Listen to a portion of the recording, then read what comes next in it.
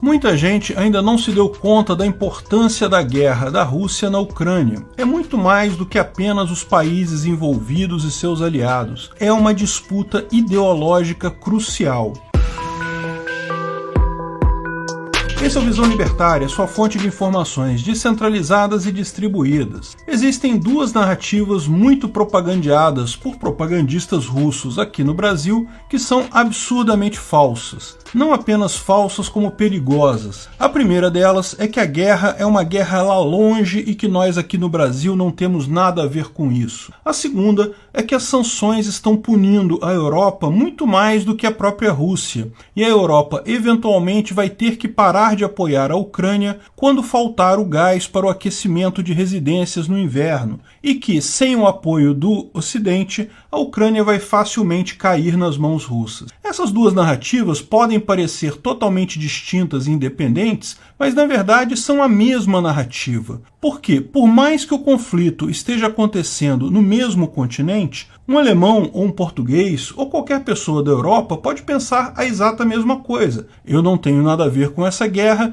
por que me sacrificar por conta disso? A questão não é nova na história do mundo e, felizmente, a maior parte dos países europeus não esqueceu a lição da última vez que isso aconteceu. Aparentemente, o Brasil ainda não percebeu este problema. A guerra é muito mais que sobre Ucrânia e Rússia. É sobre formas de organização social opostas, sobre ideologias diferentes. E, se por acaso triunfar a organização social russa e a Rússia conseguir conquistar a Ucrânia, será apenas uma questão de tempo até a mesma lógica que levou o governo russo a essa guerra ser aplicada para Moldova, Polônia, países bálticos, Alemanha e assim por diante. Vai chegar até em Portugal, e não vai ser um oceano que vai impedir isso de chegar aqui no Brasil também. Afinal, já temos um preposto russo bem aqui do lado da fronteira, que é a Venezuela. A Europa cometeu esse erro na Segunda Grande Guerra. Quando os alemães e russos invadiram a Polônia, a maior parte dos europeus pensou exatamente como pensam os brasileiros hoje. Ah, mas isso é uma guerra deles lá, eu não tenho nada a ver com isso.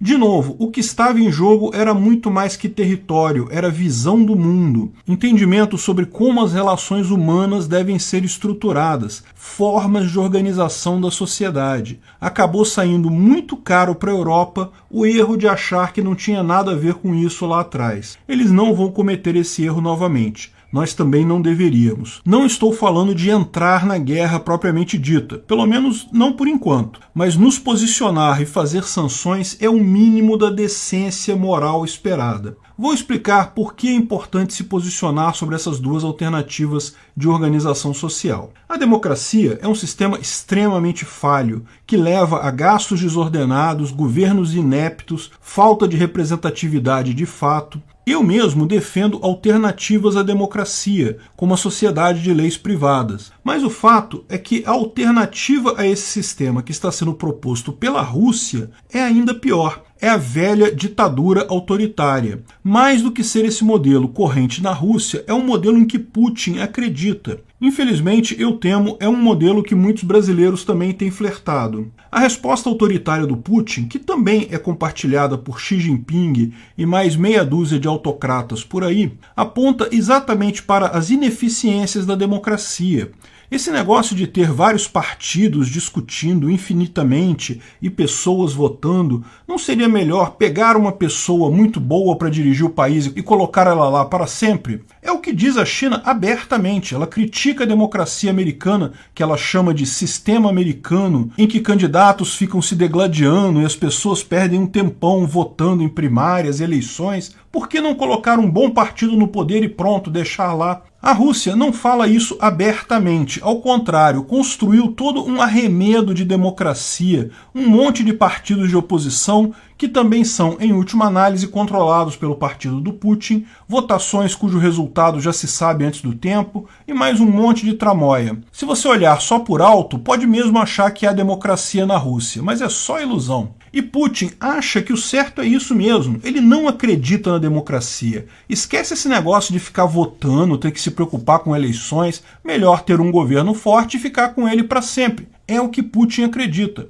De fato, Putin acha que pode ganhar essa guerra exatamente porque conta com o que ele acha ser a fraqueza do Ocidente democrático. Qual a lógica dele? Vou cortar o gás para a Europa, os eleitores europeus vão ficar insatisfeitos, naquele sistema patético deles chamado democracia, pensa o Putin, vão acabar tirando os líderes que querem brigar comigo e colocando líderes que são contrários às sanções à Rússia. Além disso, essa parada de eleições tem um hack muito simples, basta direcionar a opinião pública, exatamente para a posição de que eu não tenho nada a ver com isso. O exército do Putin está tomando uma surra na guerra da Ucrânia desde o primeiro dia, quando não tinha nenhuma arma e nenhum apoio ocidental. Mas o fato é que as armas ocidentais têm ajudado muito agora. Mais do que isso, as sanções à Rússia têm limitado fortemente a capacidade desta de continuar na guerra. Putin sabe que a situação dele é muito ruim na Ucrânia, mas ele espera a falha da democracia, o hack da opinião pública para acabar com as sanções. E sem as sanções, sem a ajuda externa à Ucrânia, a Rússia acha que poderia vencer da Ucrânia facilmente. Mas vamos lembrar, por que mesmo que a democracia é melhor que a ditadura?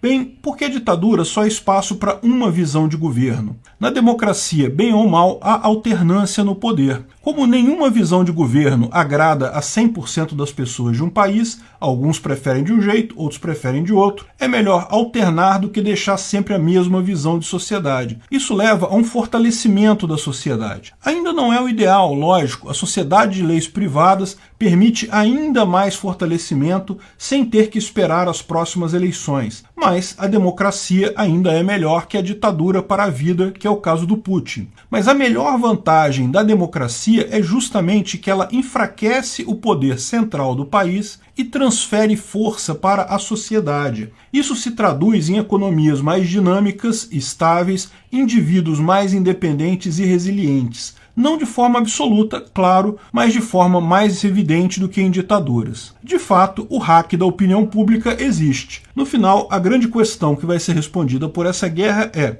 as forças da democracia, menos as fraquezas, são melhores que as forças da ditadura, menos suas fraquezas? São dois sistemas sociais brigando, batendo a força. Eu não tenho dúvidas que se a ditadura ganhar na Ucrânia, se Putin conseguir dividir a Europa, as democracias estão condenadas no resto do continente e talvez no mundo todo. Mas, da mesma forma, se Putin perder ali, vai ficar claro mais uma vez que a centralização de poder é sempre ruim. Isso vai ser um recado duro para ditaduras no mundo todo. Nessa queda de braço, eu acho muito pouco provável que Putin vença. Mas para isso acontecer, ele espera que a Europa chore pelo gás russo, pare de ajudar a Ucrânia e isso leve à sua vitória. Mas para isso acontecer, ele parte de 5 premissas bastante questionáveis. Primeira premissa é que vai faltar gás para aquecimento da Europa no inverno. Isso pode acontecer? Bem, talvez aconteça. Mas o cenário mais provável é de um racionamento, com corte de gás para as indústrias que mais consomem esse produto,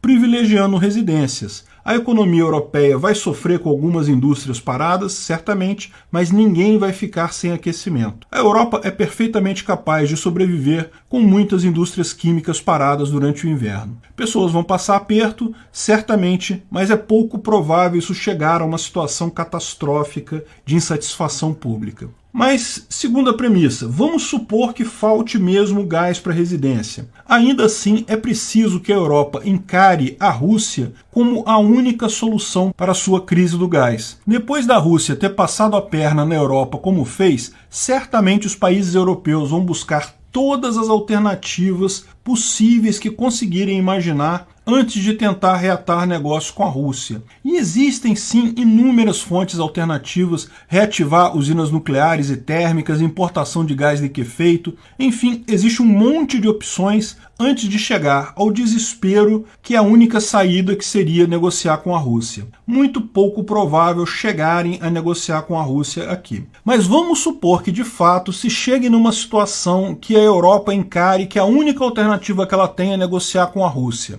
Ainda assim, será preciso que os governos mudem de ideia sobre ajudar a Ucrânia, e isso implicaria em romper um monte de acordos internacionais, principalmente com os Estados Unidos. Isso pode acontecer? Bem, Poder pode, mas novamente é muito pouco provável. A população da Europa apoia amplamente a Ucrânia e está disposta a fazer sacrifícios por isso. Vai ser difícil democraticamente eleger alguém pró-Rússia. Putin superestimou a falha da democracia e o hack da opinião pública. Na Itália, por exemplo, pode ser que elejam um premier de direita que queira acabar com as sanções. Isso pode acontecer. Mas mesmo ele teria que passar pelo parlamento e pelos convênios internacionais. Pouco provável ter sucesso. Mas vamos supor que ele consiga e que a Europa não consiga manter as sanções ou o apoio à Ucrânia. Isso não muda nada com relação ao principal sancionador e principal apoiador da Ucrânia, os Estados Unidos. Ao contrário da Europa, a situação é muito mais difícil de mudar por lá.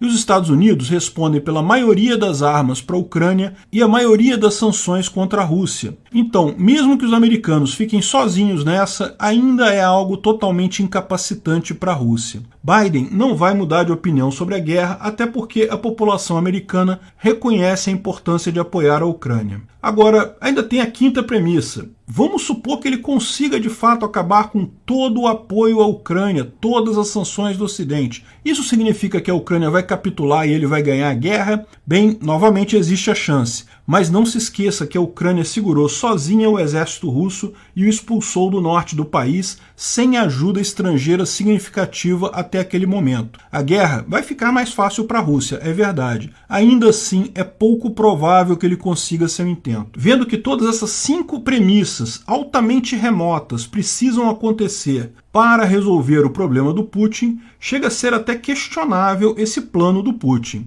Mas deve-se entender que essa é a última opção dele. Ele nunca imaginou que iniciaria uma guerra de verdade com a Ucrânia. Quando ele começou o que ele chamou de Operação Especial, a ideia é que o governo ucraniano iria ruir rapidamente em poucos dias e a Rússia tomaria conta da Ucrânia totalmente. Putin só se agarra nessa remota cadeia de eventos improváveis porque isso é tudo que restou a ele. Vamos ver por quanto tempo ele consegue se agarrar nisso.